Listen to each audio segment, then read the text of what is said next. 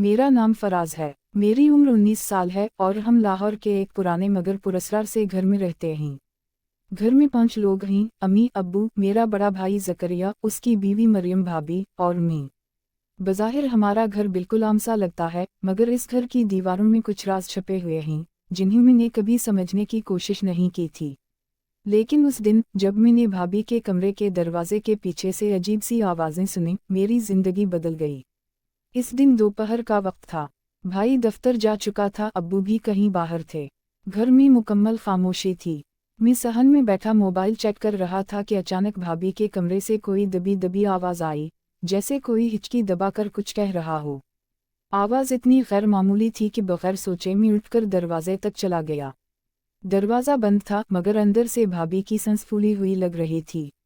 मैंने हैरानी से कान दरवाजे के साथ लगाया तो भाभी की आवाज़ आई, बस थोड़ा और, ऐसे ही।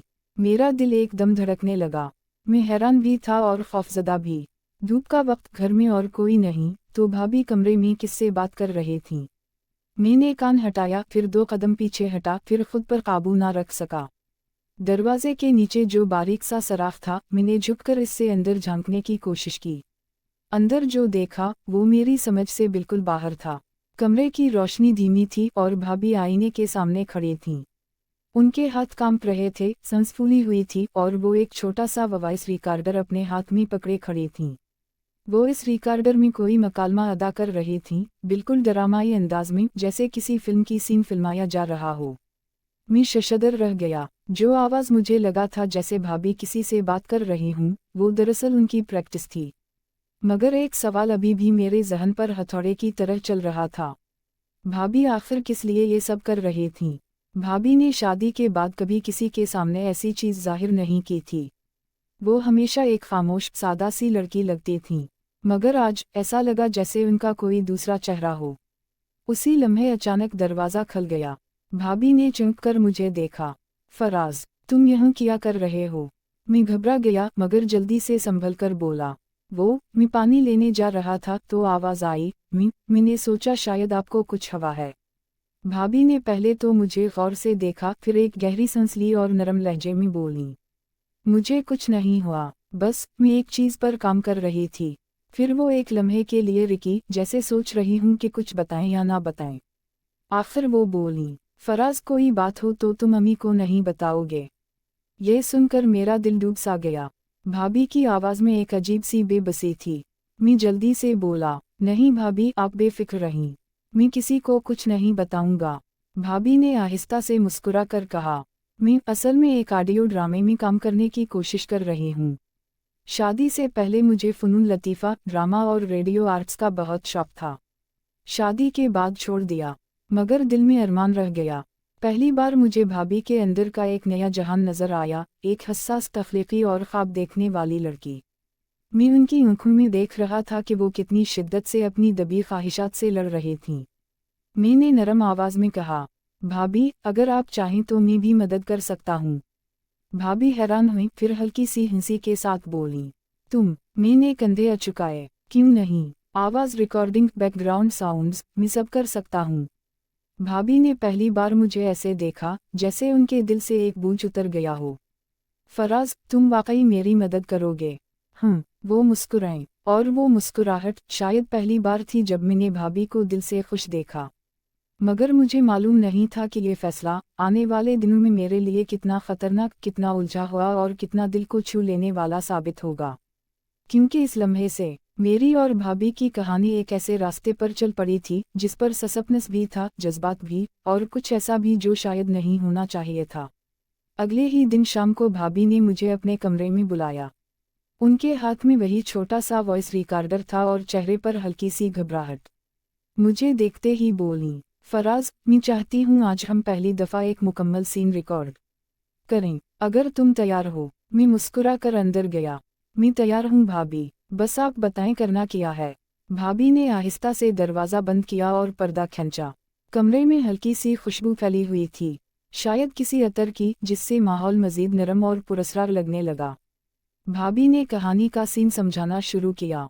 ये एक लड़की की कहानी है जिसे लगता है कि घर में कोई उसके इर्द गिर्द छुपा हुआ है, कोई ऐसा जो उसे देखता तो है मगर सामने नहीं आता। मैं खामोशी से सुनता रहा।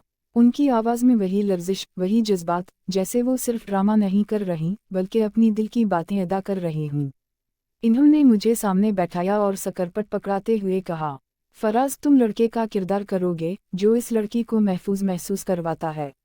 मैंने सकरपट देखा और इसका पहला जुमला ही अजीब हद तक हकीकत के करीब लगा। डरो मत, मैं हूं ना।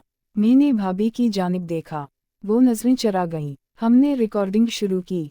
भाभी मकालमा बोलती थीं, मैं जवाब देता था। आवाज़ें, सांसों की लर्जिश, फासिला, कुर्बत, ये सब कहानी का हिस्सा थे, मगर अजीब बात ये थी कि बाज़ लम्हे ऐसे लगते जैसे कहानी कमरे के अंदर सच बिन रही हो। एक सीन में भाभी ने जुमला पढ़ा, तुम जानते हो, बाज़ बातें आदमी अपने दिल में छुपा कर रखता है क्योंकि उसे डर होता है कि अगर वो बोल दी तो रिश्ते बदल जाएंगे। मैं रुक गया। भाभी, ये जुमला थोड़ा ज्यादा जज्बाती नहीं है? भाभी ने गहरी सांस ली। कहानियों में कभी कभी दिल की बातें भी आ जाती हैं, फराज। ये जुमला सुनकर मेरी धड़कन एक पल को रुक गई। कमरे में खामोशी फैल गई, सिर्फ पंखे की हल्की आवाज आ रही थी। फिर भाभी ने अचानक कहा, फराज तुम यकीन नहीं करोगे मगर मैं शादी के बाद बहुत अकेली हो गई थी। ज़करिया के पास वक्त नहीं था, मैं दिन भर तन्हा रहती थी। मुझे लगा शायद मेरा वजूद किसी के लिए मानी नहीं रखता। मैंने पहली बार भाभी के आंसू देखे। मैंने नरमी से कहा, आप अकेली नहीं हैं भाभी, कम अज कम मैं तो हूं ना। भाभी ने सर उठाकर मुझे देखा।